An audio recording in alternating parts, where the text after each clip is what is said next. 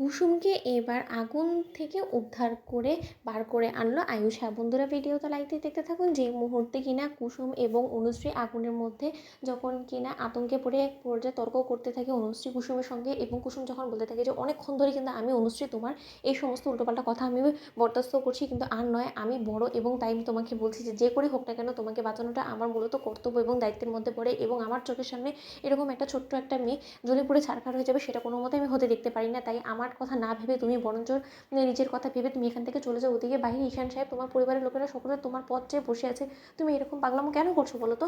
ঠিক সেই মুহূর্তে যখন কিনা অনুশ্রী বলতে থাকে যে না কুসুম না, আমি এতটা স্বার্থপর হতে পারি না। আর যাই হোক না কেন, বাবা আমাকে ছোটোবেলা থেকে শিক্ষা দিয়েছে যে যদি বাঁচতে হয় তাহলে আমরা সকলে একসঙ্গে বাঁচবো, আর যদি মরতে হয় তাহলে একসঙ্গে মরবো। তাই আমি তোমাকে এখানে রেখে কোথাও যাবো না। ঠিক সেই মুহূর্তে কুসুম যখন এক পর্যায়ে অনুশ্রীকে শল দিয়ে পেঁচিয়ে সেখান থেকে যখন কিনা ধাক্কা দিয়ে বার করে দেয়, ঠিক সেই মুহূর্তে অভিমন্যু যখন বলতে থাকে যে কুসুম তুমি ওকে বার করে দিলে, কিন্তু তোমার নিজের কথা তুমি একবার ভাবলে না, তোমার কি হবে কুসুম? ঠিক সেই মুহূর্তে কুসুম যখন কিনা দাও দাও করে চারিদিকে আগুনের মধ্যে পড়ে যেতে লাগে, ঠিক সেই মুহূর্তে আয়ুষ বলতে থাকে যে না, আমি আর কোনো মতে এই সমস্ত অন্যায় অবিচার বরদাস্ত করবো না। কুসুম আমার চোখের সামনে জ্বলে পড়ে ছারখার হয়ে যাবে এবং আমি সেই অবস্থাটা দেখবো, সেটা কোনো মতে হতে পারে। অন্যদিকে অনুশ্রী যখন বলতে থাকে যে আয়ুষটা যে করেই হোক না কেন কুসুমকে বাঁচাও, তুমি একমাত্র শেষ ভরসা, কুসুমকে বাঁচানোর জন্য তুমি আছো। ঠিক সেই মুহূর্তে আয়ুষ যখন নিজের জীবনের ঝুঁকি নিয়ে সেই আগুনের মধ্যে অচেতন হয়ে পড়ে থাকা কুসুমকে যখন কিনা বার করে আনার জন্য আগুনে ঝাঁপ দেয়, এবং আগুন থেকে যখন কিনা কুসুমকে এক পর্যায়ে কায়দা করে যখন কিনা কোলে তুলে নিয়ে আয়ুষ আগুন থেকে বেরিয়ে আসে, ঠিক সেই মুহূর্তে অচেতন অবস্থায় কুসুমকে যখন কিনা রুমে নিয়ে শুয়ে দেয় এবং বলতে থাকে যে এই কুসুম,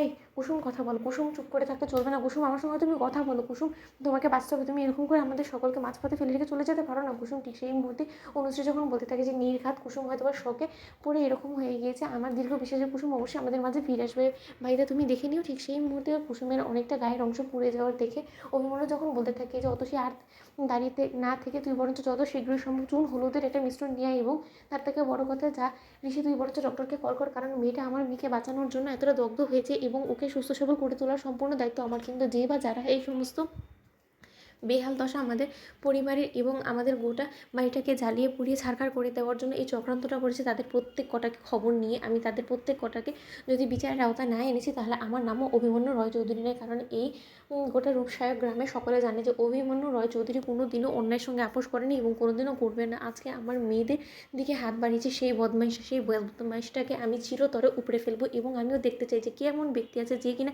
এই গ্রামে স্কুল কলেজ খোলার জন্য সেই গরিব দুস্থদের জমি কেড়ে নেওয়ার জন্য উঠে পড়ে লোকে লেগেছে।